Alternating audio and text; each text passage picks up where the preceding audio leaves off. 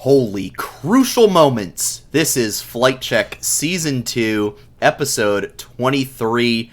After a hiatus last week, we are back once again talking about FlyQuest and their rise up the standings, currently tied for third place with perennial fourth place team, Team Liquid. Now that's an older meme for you older esports folks right there. My name is Sandy Toes, and to my left and my extra left are my fellow hosts, Noxwar, fresh off of refereeing some proving grounds, and Curly Double Q, fresh off of running to the corner store for a quick drink. So, gentlemen, which of you had the better night? I mean, quick drink, reffing proving grounds, I mean, tough to tell.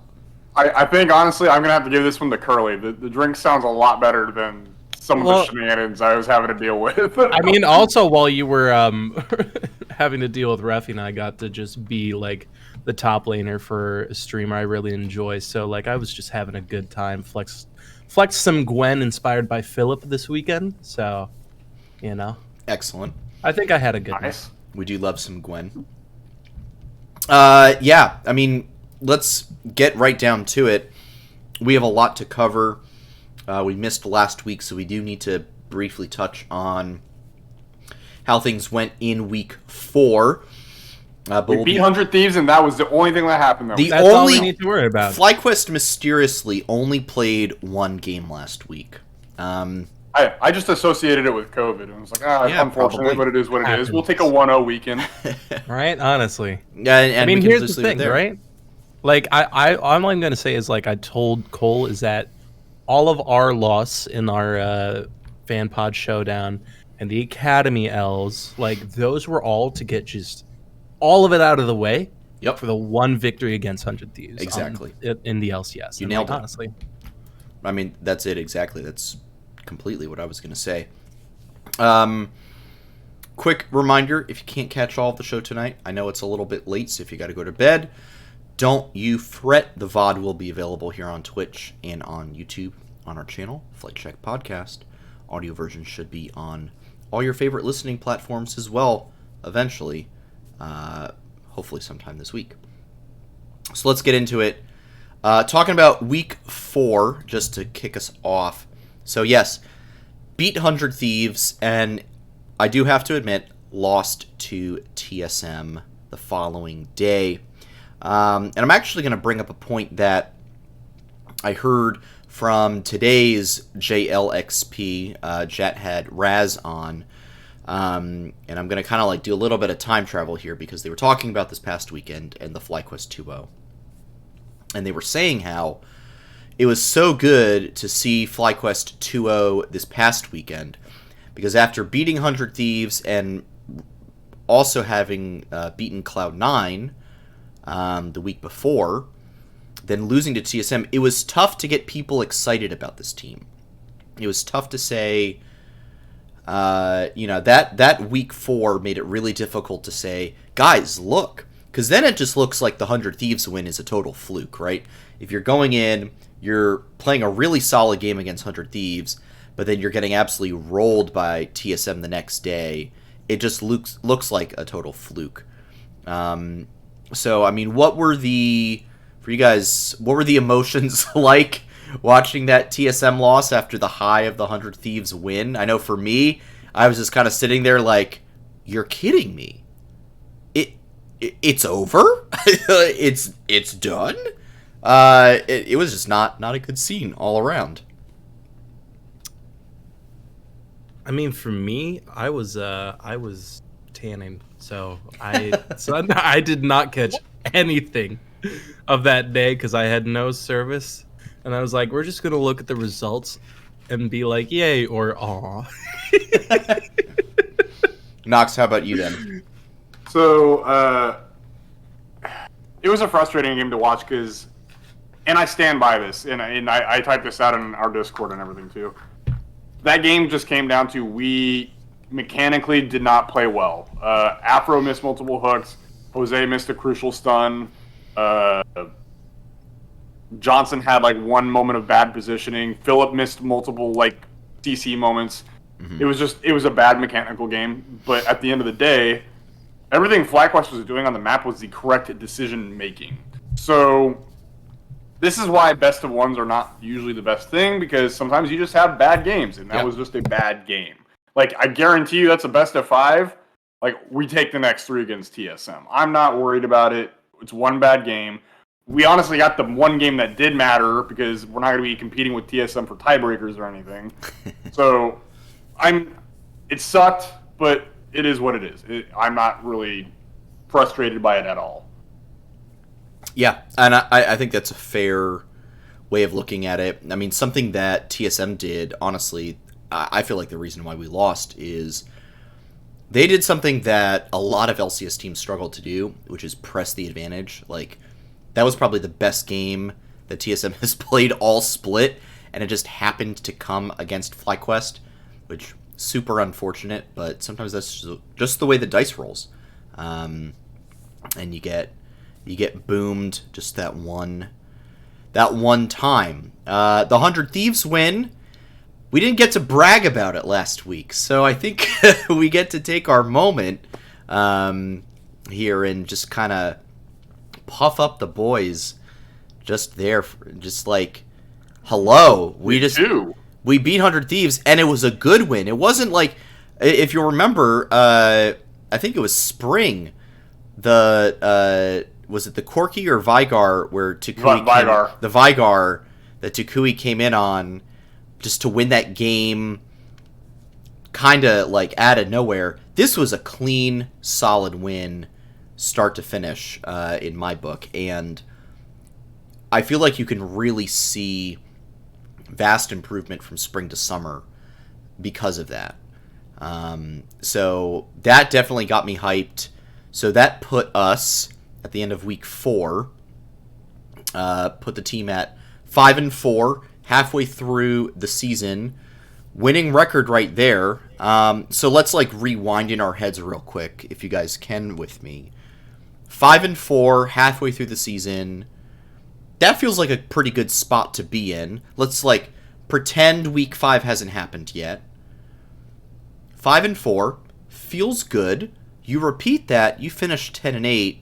That's probably, it's definitely top 6. Definitely contending for maybe 4th place. I feel pretty good about that. Nox, I mean, how would you feel about 5-4?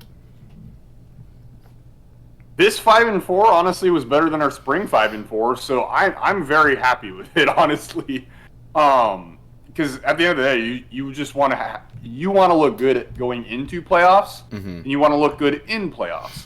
And I think all 3 of us can agree on that 5-4 that was in spring was not nearly as good looking as the 5-4 that we had this time around, even if some of the losses still hurt, right? Yeah. So I'm very happy with the 5-4. I agree. For me personally, I think like you also take into account like where those 4 games come from, and like the only ones I'm upset about are Immortals in TSM. But like also they have a habit of just randomly taking games off of upper class teams anyway. So it's like, all right, does that mean we're upper class because they somehow beat us, and then we beat the people above us? I like your thinking, Curly. I like this logic. Exactly, but this like good. To be even more solid in it, though, like you're right. This is a team that the way we got to the 5-4, I feel a lot more confident in, and like even if we match this record in the second half, which I don't think is going to happen, I think we're going to do better in the second round robin. That I don't think we tie at the end of the split, so we don't have to do any tiebreakers. And even if we are in like a lower bracket sort of deal, I think like just the way this team plays would be able to make it farther in the bracket. Now, granted, that's talking like a couple weeks from now, like a month from now, but like it's just what I'm seeing now is really good, and I like it. I agree. And I think with that, we can then get into our week 5 recap. So getting back up to the present time, as I shrink this topic line into the. We actually played 2 games this week instead of just 1. So Yeah, I mean, yeah. yeah, that it Even weird. better. Weird how the LCS just completely ignored our loss to TSM. So 5-3 at the end of the round robin. I don't know how that happened, but Golden Guardians. So I I actually watched this game on my phone. I was at a DC United game the same night, so I'm like literally there. I'm with a bunch of dudes that I know, and I'm just sitting there. I'm like, going like this the whole time, watching the game back and forth. So I tracked most of it, but this game felt really good, very clean. Again, just oh my gosh, I'm just very jazzed about this team right now and what they're doing. Touc looked really, really good once again.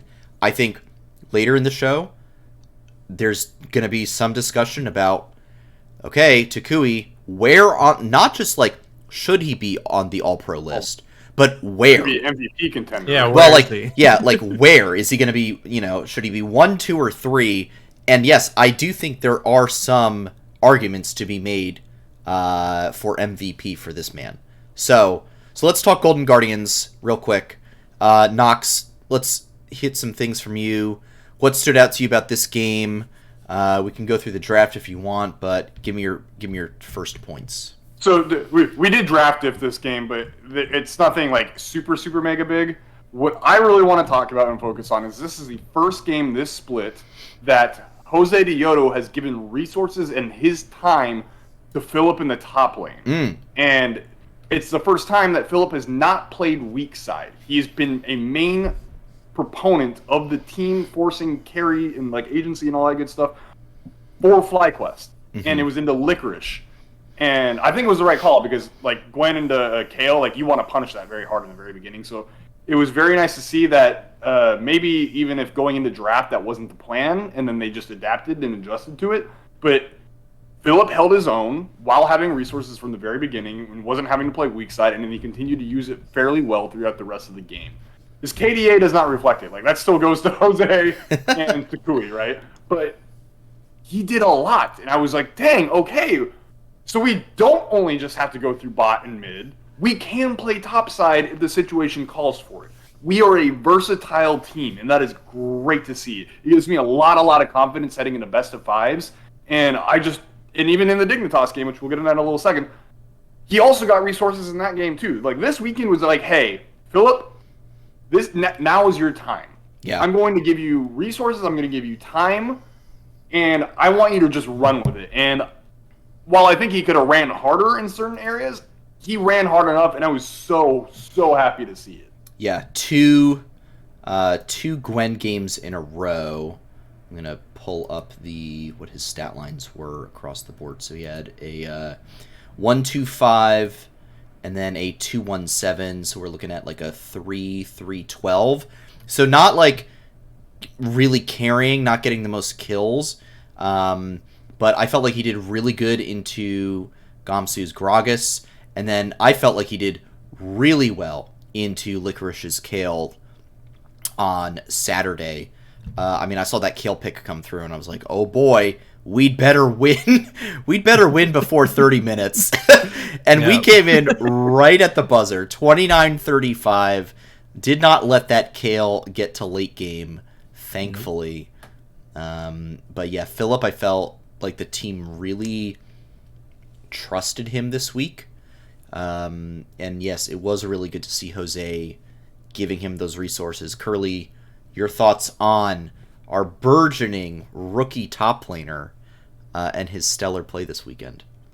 I mean, this whole time, like, I was watching it on my phone on the car drive back, so I, like, also had the phone experience, except I was just in the backseat chilling, so I didn't have to be, like...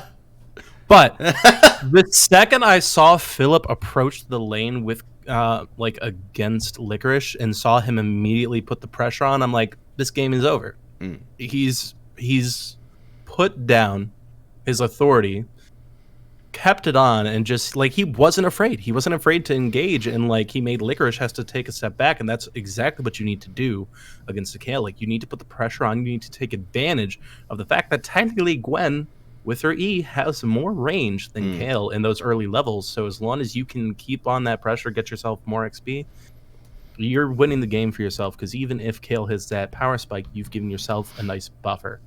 But all of that aside too, because as much as I love to talk about Philip and how well he's done this weekend, I also want to talk about just how the team played as a whole. Because even though we didn't see much from the bot side in the early game, it's just every team fight, it felt like everyone was exactly where they needed to be. And even if it like felt like we were barely clutching some things, like I don't think we ever felt like we were at a disadvantage in this game. And if I remember correctly, this is one where we started a losing fight and turned it into a clean ace. I don't remember if that's true.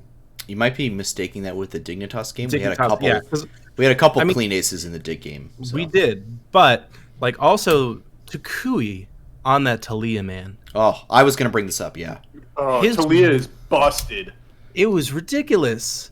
He was doing so much damage. The 5,000 damage at like what, 15 minutes? I mean, there's like a reason this man.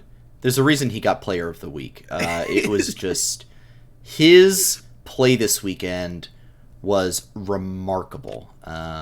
Well-deserved Player of the Week. And did you guys see? I watched this video last night. Actually, the little clip of him talking about growing up. Literally watching Bjergsen play, and then just like if you guys haven't seen this, I think it's on the LCS official Twitter. I think FlyQuest might have retweeted it as well. But I was talking about how if all he does is inspire one or two other kids who, even if they're perfectly healthy or if they've got a disease like his, to like overcome and work hard and like get to this kind of like pro state that he's in, then like that's good enough for him. Like that, and I think that was just so cool to see. Like that is an amazing mentality, and I'm so glad this guy is part of the team. Yeah, for sure, dude. Yeah, and then another thing, like after the game, you heard Afromu just talk about like the team environment, and I really do think you see how that translates to the way they played in this game and the game on Sunday just over the weekend. Like I said, they just felt very together in a lot of what they did, and it was very satisfying to watch. Yeah, for sure. Nox, any other thoughts on Takui's Talia performance? I mean, he's still yet to like lose like to anyone outside of JoJo, right? Like this man has just been ridiculous. I will say I do think Talia as a champion is a little OP right now, just a smidge. But that doesn't change the fact that he piloted it super freaking well, right? Like that should not take away from Takui's gameplay. But yeah, it is a little busted. Totally. Bringing on my next thought line: double Jinx Tom Kench duty for Johnson Afro this weekend. And I would say they did pretty well. I do find Afro's stat line hilarious in the Golden Guardians game. 4, 1, and 5. 4 kills for the Tom Kench that game. That is one hungry catfish. But Johnson looked like Johnson really, fulfilled his duty. He and Touc actually were practically tied for gold in the Golden Guardians game. And then in the Dignitas game, Johnson had the most gold across both teams by almost like 2,000. I think about 1,500. Most CS, he went 404. Afro went 106. This bot lane, I think, has just really come into its own. I feel like it took a little bit for them to kind of regain that synergy they had back on Dignitas a couple years ago. But now it's like, it feels like it's really back, that the meta really suits them. And yeah, Johnson, if we're being honest, a player that got a lot of flack from the community for a while and did not look good.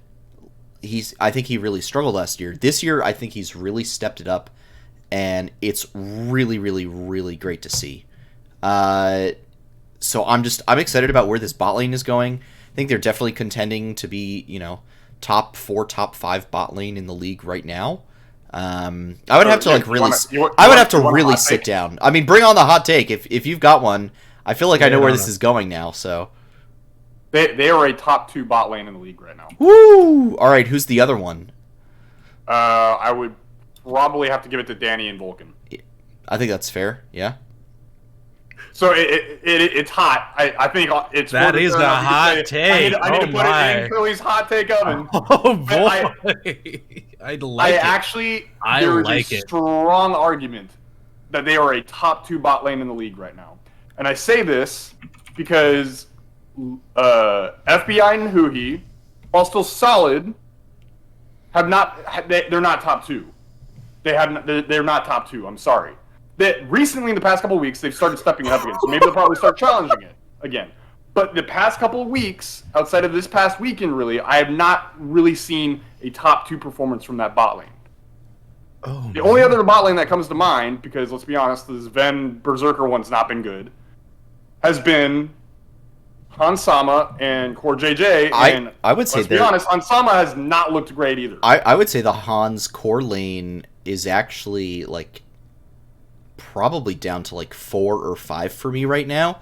I mean, the big issue is good. Well, Core has mainly been playing enchanters.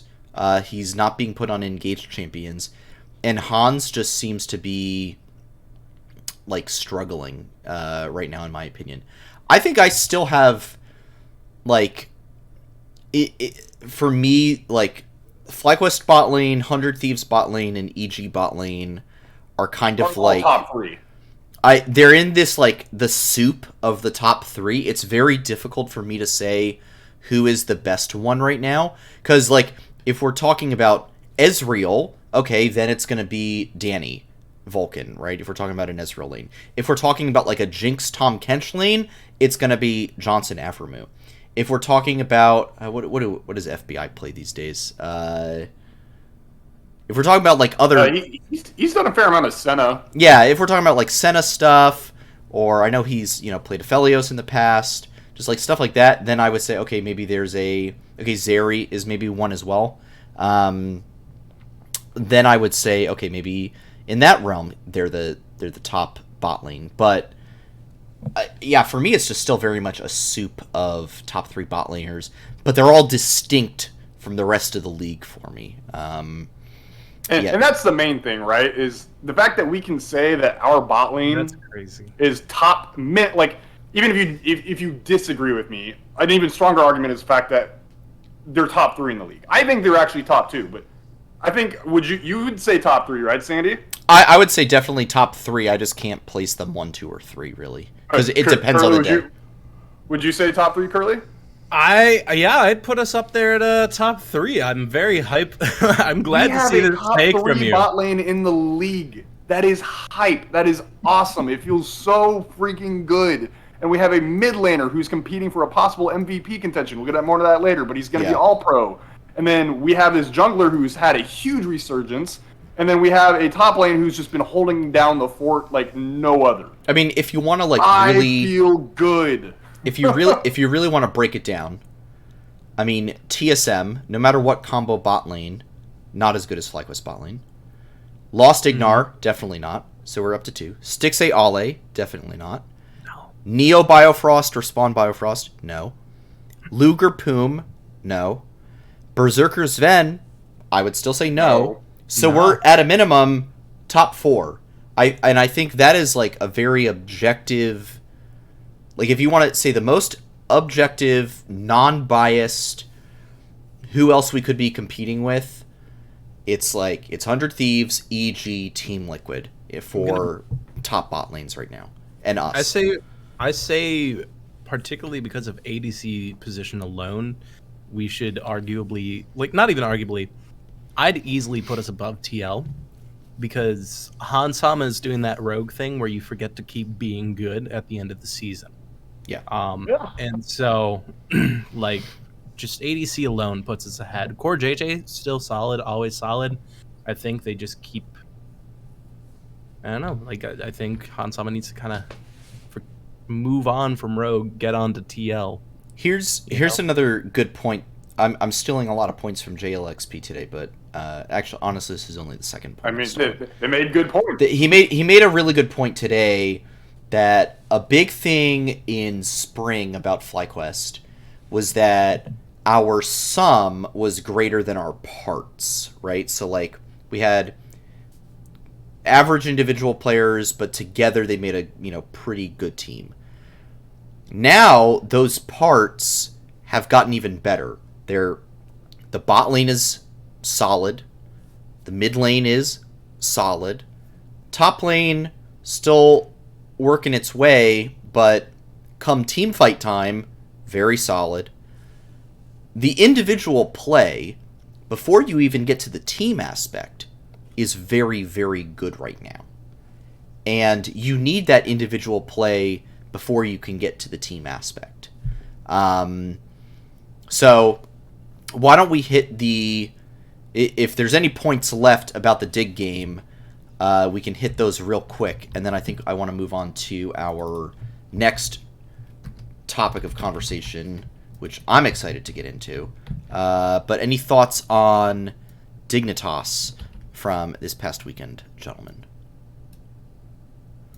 I mean, for one, I think something I really enjoyed seeing about this is, I'm going to be honest, it was a little bit more boring of a game to watch. It was a boring game. game. Less going on. But what I liked is when things happened, the two big things that happened, they were really, really good. Like, the only downside I saw through this whole game was when we, just kind of gave away the Baron to Dignitas. And I don't put that fully on us. It was just a really good sneak from them. And so it was uncontested.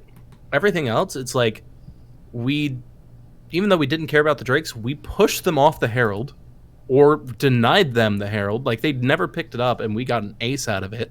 Right. And then we just, had such a solid, team, state of the game that when it came our turn to get the Baron, they didn't even bother to stop us.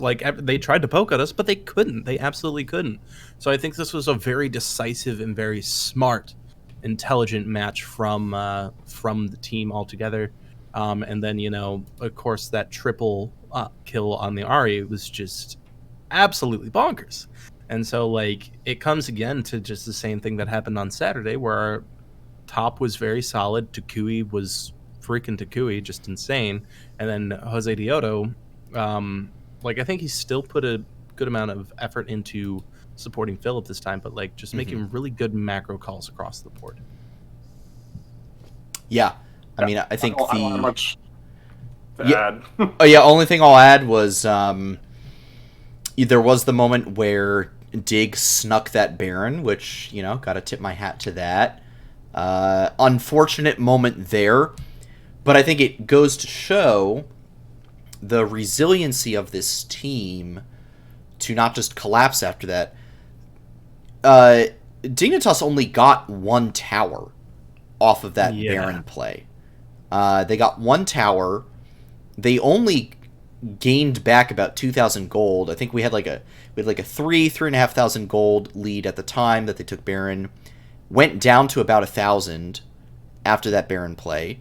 And then we proceeded to clean ace them twice, I think. And end up winning the game. Kept stacking dragons throughout it. And then the final thing I'll note was Touc gets my award this week for the biggest jabate of the week. Because he walks down there to the Elder Dragon. We're posturing around it. Dignitas basically leashes it for us. And then Touc's there poking around in Bottom River.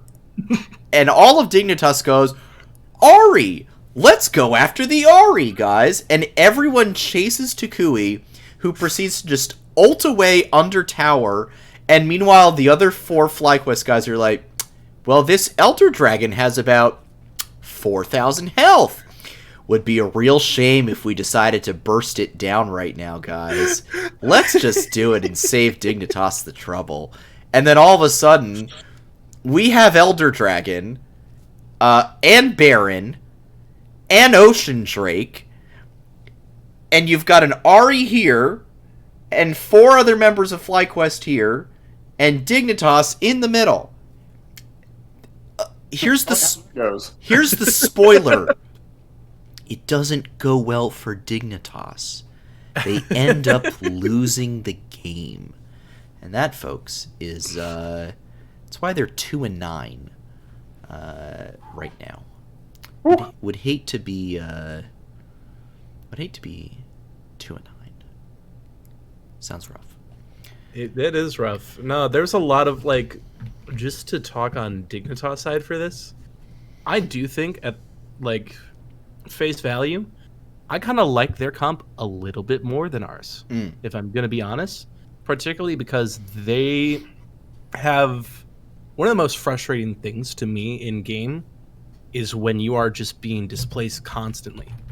And 4 out of 5 champions on that team can move you in ridiculous ways. You're getting picked by Lee Sin, knocked up, kicked back again. Like, you're just going everywhere. You're like bing, bang, boom if you get caught in the middle of that. And a lot of, like, some of them are even AoE. So, like, they didn't use their CC really well at all in any of the team fights. Like, I don't think they ever were on the same page. And that was a major difference between, like, both teams, you know? Yeah.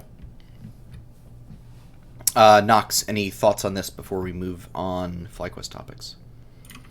I mean, my big takeaway, I unfortunately, I watched this game, but I did it at 2 times speed in between Proving Grounds matches that I was repping, so I don't have a lot of deep analytical takes or anything. I think more than anything from what I did see is it was very similar to the Golden Guardians game of resources being given towards Philip, and basically reiterating everything I said earlier in the fact that I'm just glad to see we can switch our strategies up, and that's the main thing I want to see heading into the playoffs. So, agreed. Good on you, FlyQuest. That's what I like.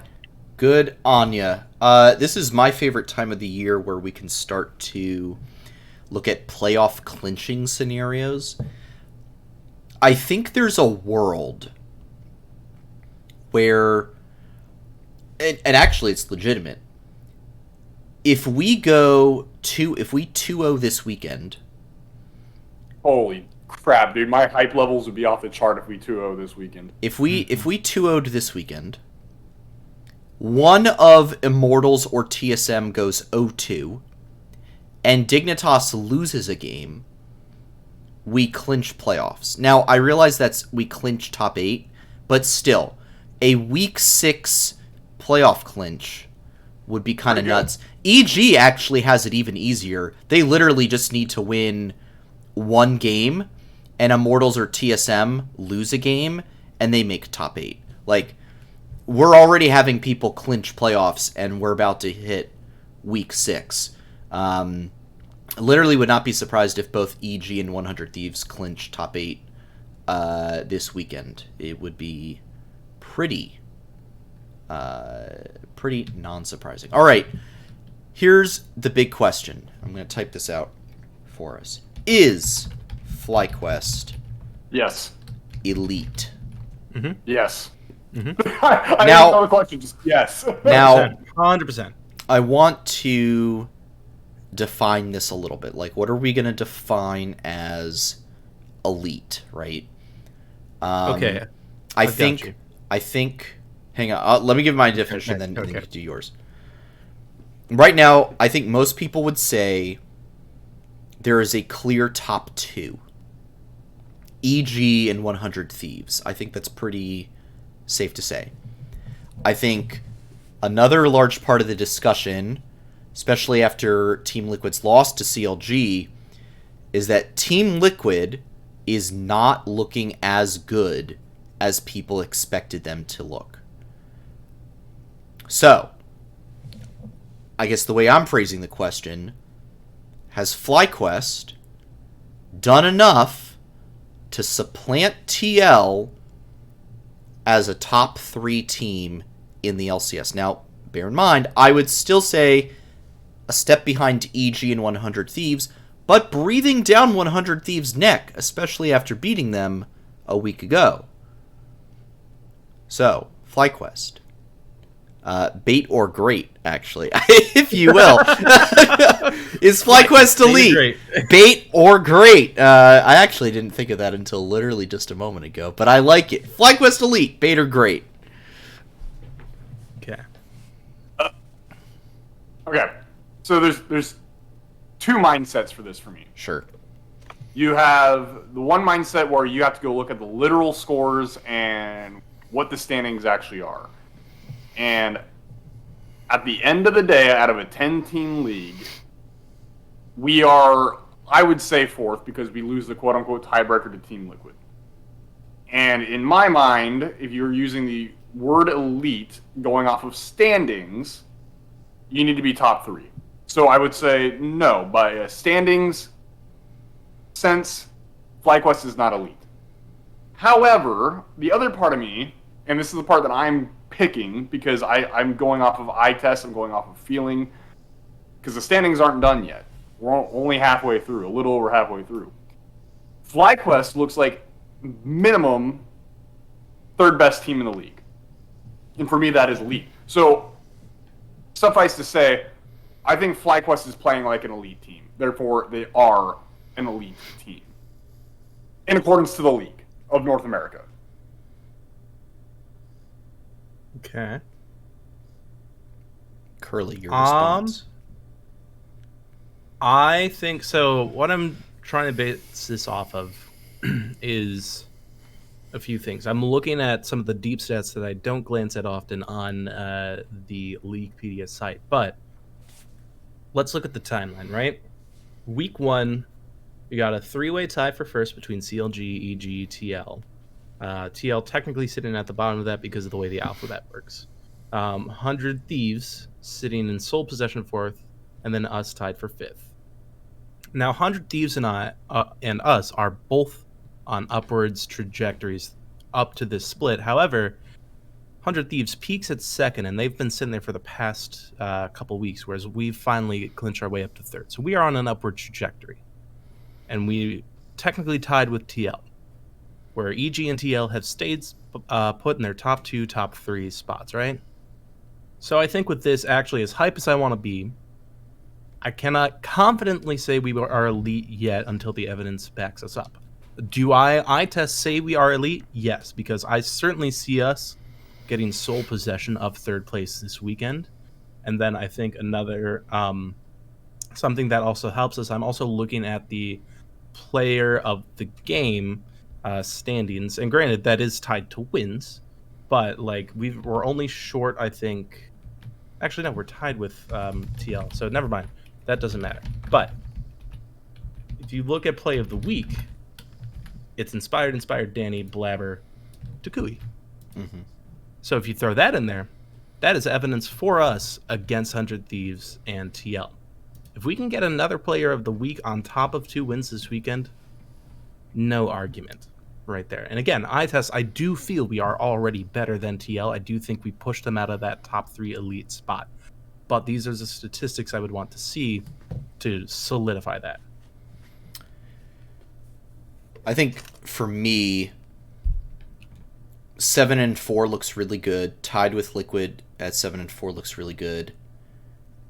Again, just a week ago, we were 5-4, and our 2 wins this week did come off of the backs of Golden Guardians and Dignitas. So I'm hesitant. While good wins, big wins, in fact, because you need to win those games. But it's not like we 2-0'd, EG 100 Thieves in the same weekend. One of those teams we now have to play. We have to play EG on Sunday after playing Cloud9 on Saturday. And we'll get to predictions in a bit. But I feel like this weekend will really show, and the next weekend, because not only do we play those 2 teams this week, next week, we then have to play TL and CLG. So the next 2 weeks, we have to play 4 teams in the top 6. That's a lot of teams in the top 6 in 2 weeks. So these next 2 weeks, I would argue if we go 2-2 or 3-1, the argument really can be made for eliteness, with hopefully the 1L only coming to like EG or something like that, right? Because that might be expected. But I think if you look at the way TL is playing, the way Cloud9 is playing, the way CLG is playing, all 3 games there are winnable games.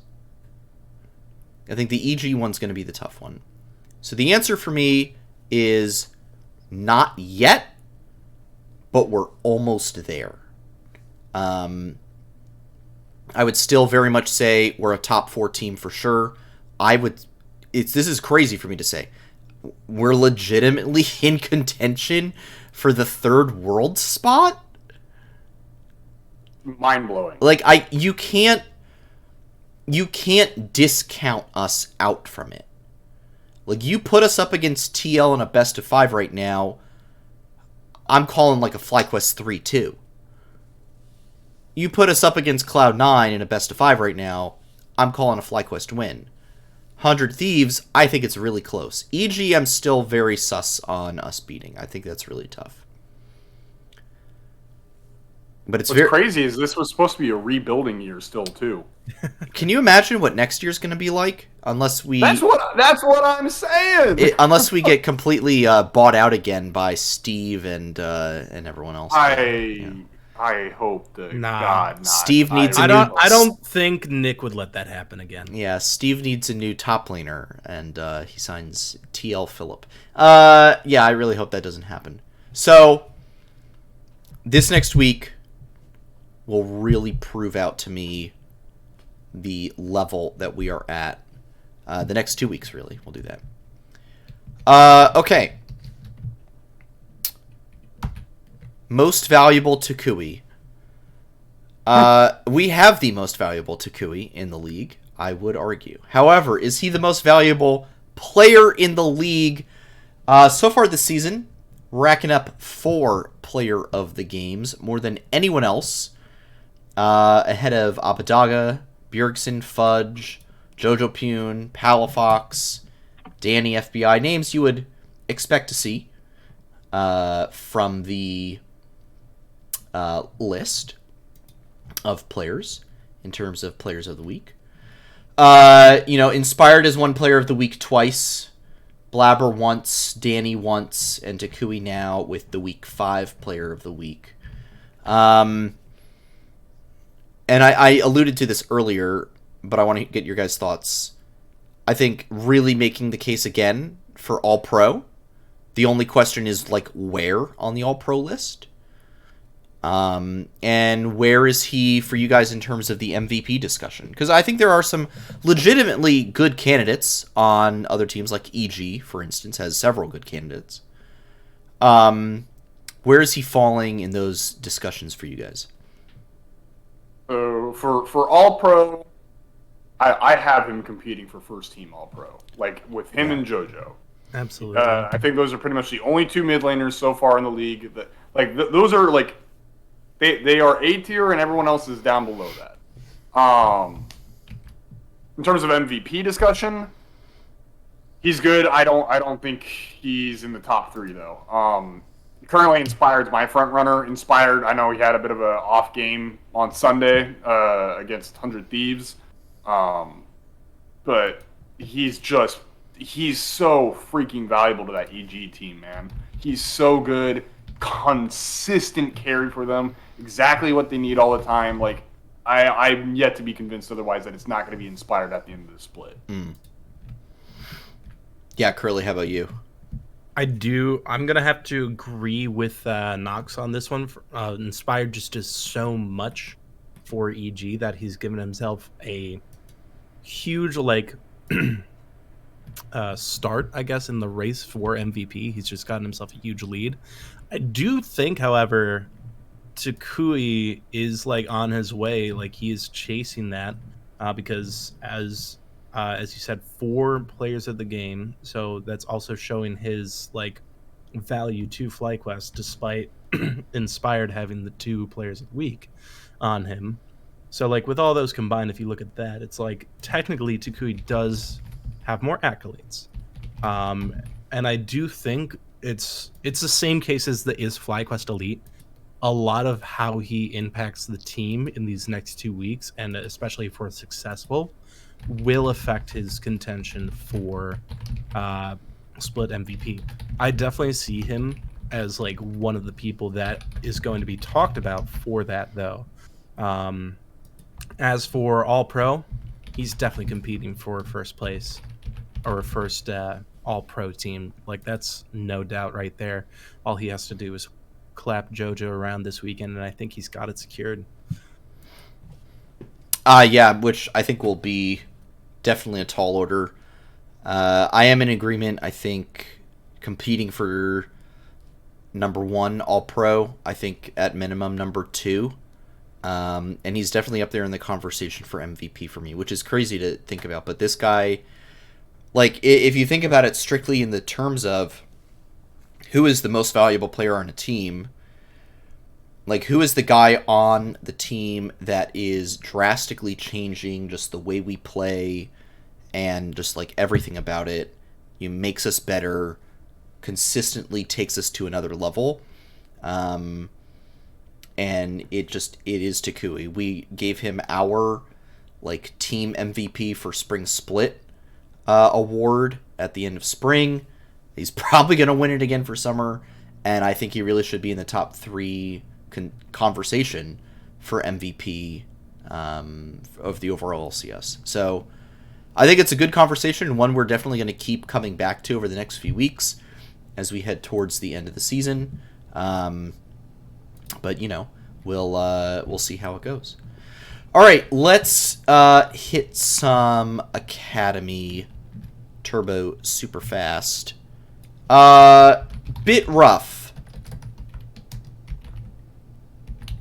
Academy on the downward... Academy... It's late. What should I call this topic? Academy headed down. Academy being grounded. Academy grounded. There we go. Only took me 8 tries to get there. Okay, 3-7 in their last 10. So they've had 3 0-2s. Am I counting this right? Yeah, 3 0-2s, a 1-1, and a 2-0. The 2-0 was over literally the worst Academy team as well, Golden Guardians Academy. The 1-1 was with EG Academy, which is in 8th place. And then they got 2-0'd by TL, 100, and TSM. TL and 100 are 1 and 2, but then TSM is literally a shamble of an Academy team. Like, they're barely there themselves. It's literally Solo and Takeover Tactical Mia. Like, this is a ragtag group of dudes. So what is going on with Academy? It is really concerning, especially as we're headed towards proving grounds. We want a good showing. We want these players to improve. It feels like everything is just stagnated and all the other teams have caught up. So, I actually do think that the promotion of Philip to the LCS team is what killed Academy. And there's a big reason why Fly was always saying that the reason they promoted him, because if you go back and look at like the stats for Philip versus Kumo, there wasn't a whole bunch going in Philip's favor, right? I mean, there were some, but there wasn't a lot. And so the fact that it was a culture fit was the reason given for the promotion. And now looking at the current state of Academy, I actually think that says a whole lot, right? I think whatever voice Philip was lending to the team was far more than was getting led on. And Kumo is just not someone who's able to provide that anymore, which is crazy because last year, during all the FlyQuest shenanigans, it was just, hey, Kumo is the rock for this team and you need to bring him up. And that was why he got promoted last year. It's the exact same story, but in this case, Kumo's heading back down and it's the new guy coming back up. So yeah, I actually think a lot of this has to do with the fact that Philip is not there in the Academy team. And I think that speaks volumes about Philip and what he's doing for the actual LCS team. Do you think it's solely that, or not solely, but I would say a majority. Okay. What would you? Are there any other smaller things that you would chalk up that maybe tack that on to the swap, like create a bigger picture as well? I would say I'm not great at naming other reasons because there's certain things that I can't explain, right? Tomo, who has looked fantastic for the past year or so, in the past couple of weeks has not looked nearly as good. Yuji, who, while an absolute wild card during spring split, still a bit of a wild card, but he's been nowhere near as explosive this split. Spyrex has been like the one big main positive thing that I've loved. He's been awesome. He's looked great. There's something, and because it's individual play for those particular people, right? It's not just like the shot calls and stuff that Philip's voice may have been lending to the team. There's some individual play too that is it's struggling, and I don't know. I couldn't tell you why that's happening. So, but that is happening though. So therefore, I think Philip not being there, lending his voice to the team, is a majority of the reason why FlyQuest Academy is struggling, but it is not the only reason. I think that's fair. This week, the Academy team, it's their final week, I believe, of the Academy season. 11, 16, yes, the final one. Wait, am I counting? 15. They've got 3 series. It's an Academy Super Week. They've got Dig, Immortals, and CLG, who are all in that 4, 5, 6, 7 range with FlyQuest. So a really strong 6-0 week could put them in a good spot to close things out. But it feels like they'll be basically battling Immortals and EG Academy for the final Proving Grounds main event spot. So that is something to keep your browsers tuned to. They play at 6 on Wednesday and then 4 o'clock on both Thursday and Friday. This Wednesday, Thursday, Friday. So be sure to tune into Academy this week to see how they do.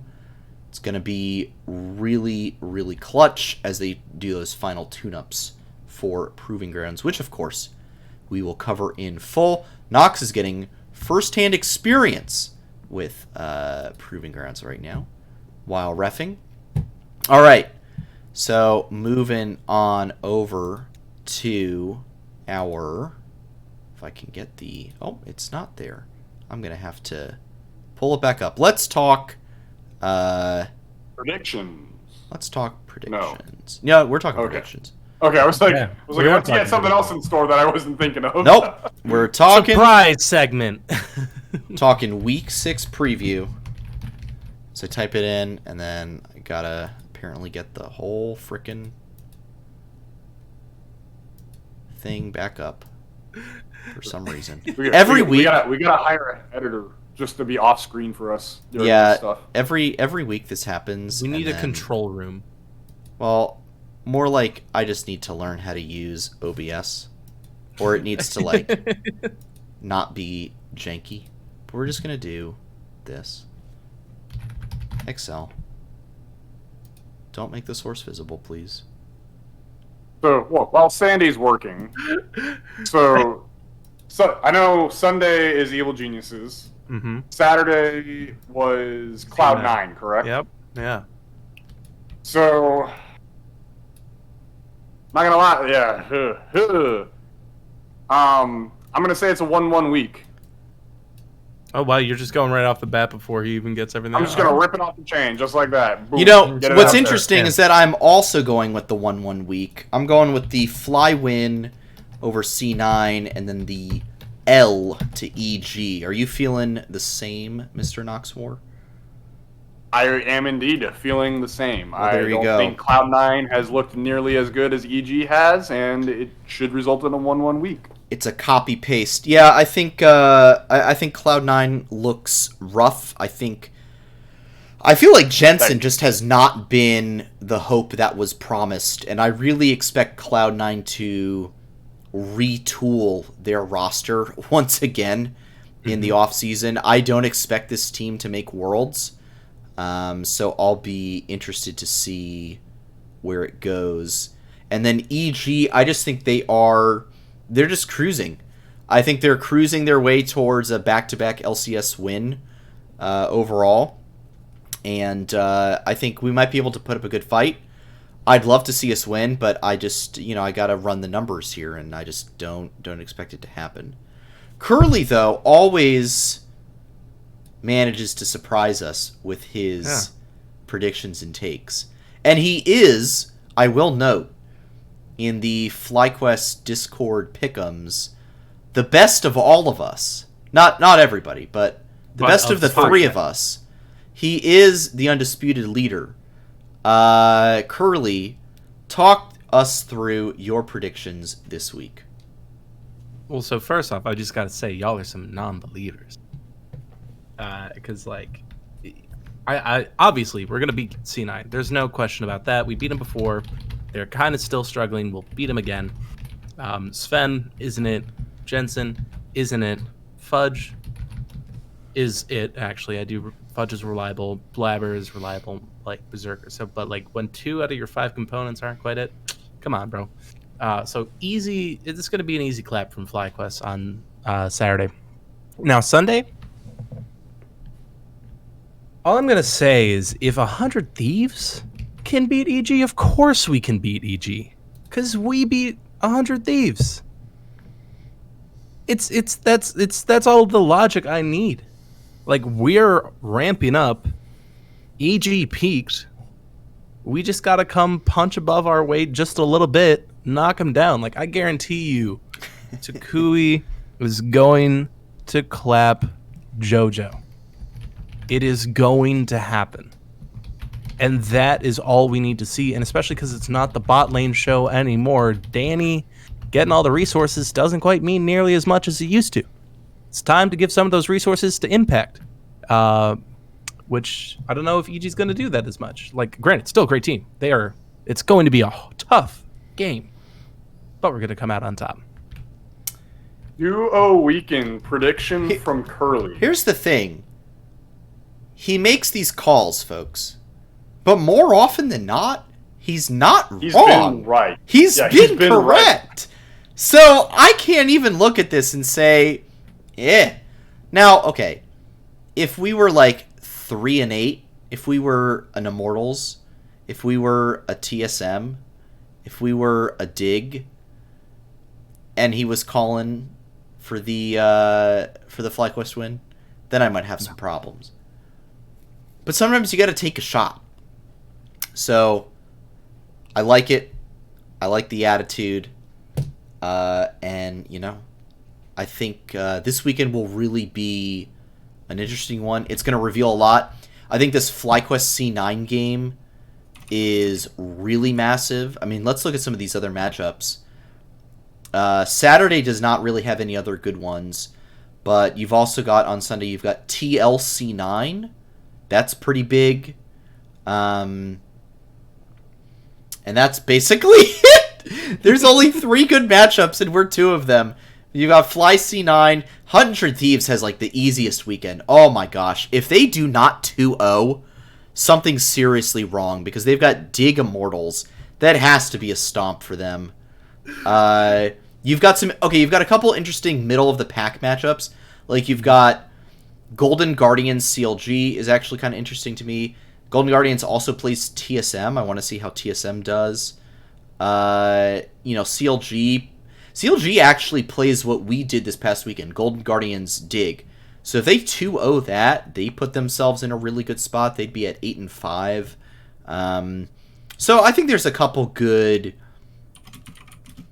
opportunities for interesting matchups here, especially that middle of the table kind of seeding thing. But yeah, I'm just going to reiterate that. Look, if 100 Thieves does not 2-0, man, they just need to they need to figure something out there because, man, even FlyQuest can, beat Dignitas. So if 100 Thieves can't, then that's a real problem. What 100 Thieves needs to do is beat Immortals, because FlyQuest can't beat Immortals. So if 100 Thieves really wants to show that they're better than FlyQuest, just beat Immortals. It's that simple. It's true. It's easy. It's that easy. All right, how about you guys? Any other thoughts on Week 6 before we move towards closing out the night? This is the big weekend. It's the big weekend. We pull this off, and next weekend. I may need some help keeping my hype in check. I may start saying some things that maybe not base takes, but they're full on hype takes. You'll come to my side of everything. Yeah, I will be joining you in your oven, Curly. I'll be spewing some hype. I'll be saying things like start saving money for the World's jersey, things like that. So. Yeah. No, yeah. I think for sure. The thing is, if FlyQuest makes Worlds, that'd be insane. Dude, I don't have the money for it right now, but I might do it anyway. Twice in 3 years. I mean, I was already planning on going to New York, and if that's the case, I was debating between second half of groups and quarterfinals. But if they make Worlds, it's going to be second half of groups for sure, just so I can go see them play at Worlds. It's funny. Why are you saying that? You think they're going to be third place? Well, it's guaranteed. I would hedge my bets. But I'm also like, that's a massive leap down the road. And you know me, I like to keep it a little bit more... Oh, that's the wrong one. I like to keep it a little bit more grounded. Speaking of grounded... your boy Graf keeping us grounded and humble by dropping the Twitch Prime earlier tonight. Appreciate that from you, our friend of the Hunter Talk Pod, friend of Flight Check. Appreciate that, and anyone else who has ever dropped us a Prime or a sub. It's always appreciated. That is basically it from the show. Do you gentlemen have any other topics you want to hit on as we look to wind things down here on Flight Check?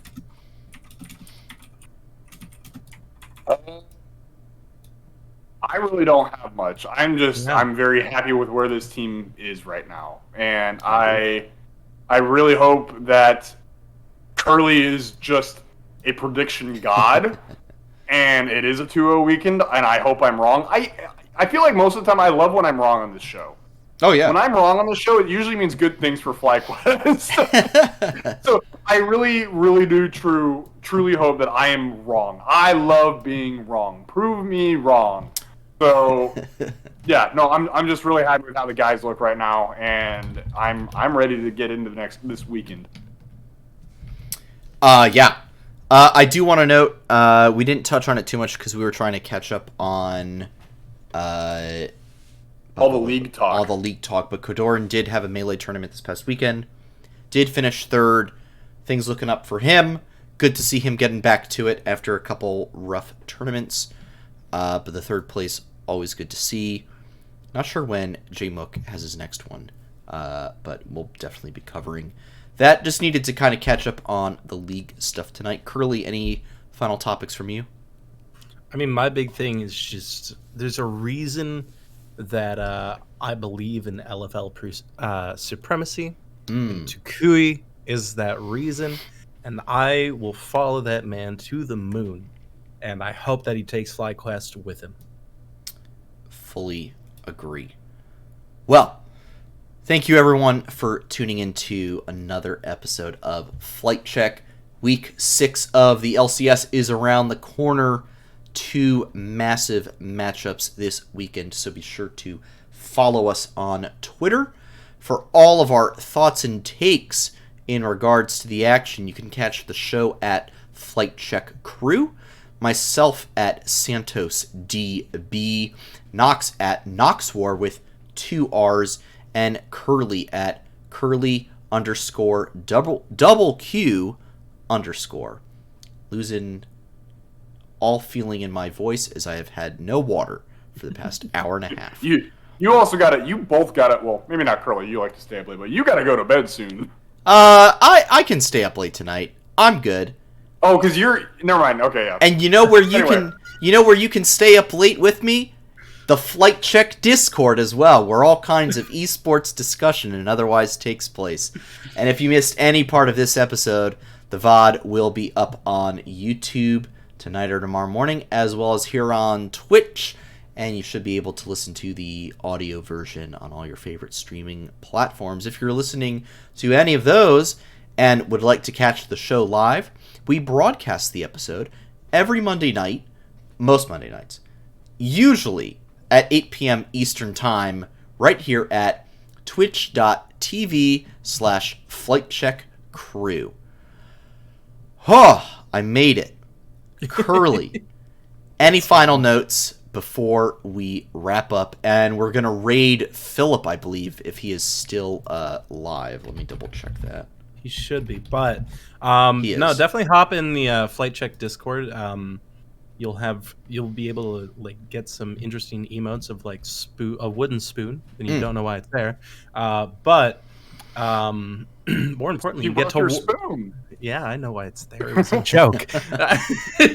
But you also get to check in on our Fantasy LCS channel where you can just watch Sandy be like, I lost against the top earner again. Literally, I have the second most points for and the most points against. I should be 5-0. I felt like I should be 5-0. It's so funny. This is a travesty of justice. I was nervous before that last game, and then I got the Ari pick, and Touc popped off, and I'm like, I'm fine. But yeah, but also on side of that, I actually want to give a huge shout out to Noxor in particular, because I feel like he has been very flexible in the summer split, where he's stayed up late for these late night shows or come in clutch and just made a Twitter Spaces when we can't do the normal show. So seriously, dude, thank you for keeping the content alive from us when Sandy and I are indisposed. Trying, but appreciated. Thank you.